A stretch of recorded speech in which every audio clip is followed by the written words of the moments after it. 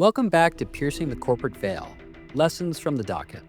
I'm Professor Seth C. Oranburg, and as a reminder, in previous episodes, we built a strong foundation with some intuition around veil piercing. Episode 1 introduced the purpose of limited liability and its limitations through cases like Walkowski versus Carlton. Episode 2 detailed the core veil piercing tests and highlighted Sealand Services v. PepperSource.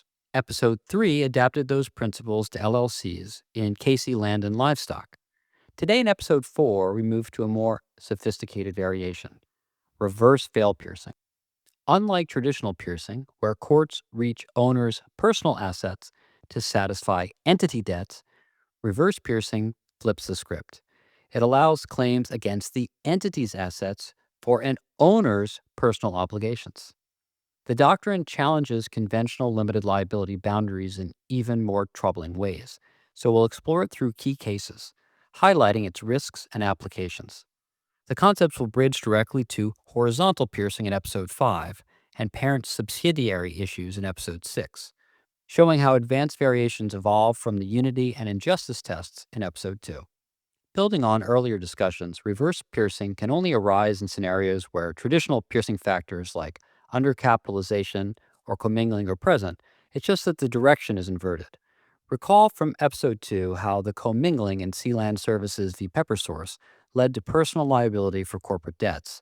In a reverse scenario, similar factors might allow creditors to reach corporate assets for the personal debts of owners. But again, that could only occur in closely held entities, like in the LLCs in Episode 3. Reverse piercing comes in two main types, insider and outsider. Insider reverse piercing occurs when a corporate insider, like a shareholder, seeks to disregard the corporate form to access entity assets for personal benefits. This usually is limited to family disputes or tax matters. Outsider reverse piercing happens when third parties, such as creditors, try to attach corporate assets to satisfy an owner's personal debts.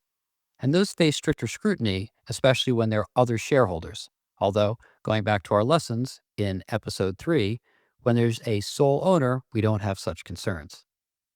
Courts are generally more receptive to insider claims, as they involve voluntary disregard by those who created the entity.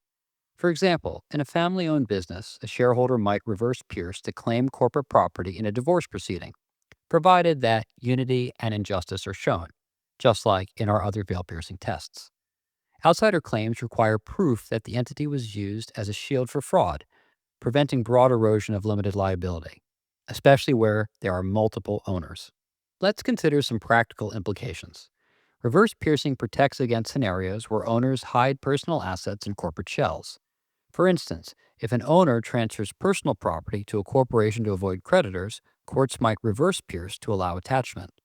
This echoes the asset stripping in Sealand from Episode 2, but again, it's inverted, and it underscores the policy tensions we'll explore in Episode 6. However, this doctrine of reverse piercing certainly has its critics. Some argue it undermines limited liability's core purpose of encouraging investment by creating uncertainty. Courts often limit it to equitable remedies, and they avoid broad application that could chill business formation, a balance that mirrors the caution we'll see in other episodes. As we conclude, reverse veil piercing expands our understanding of liability boundaries.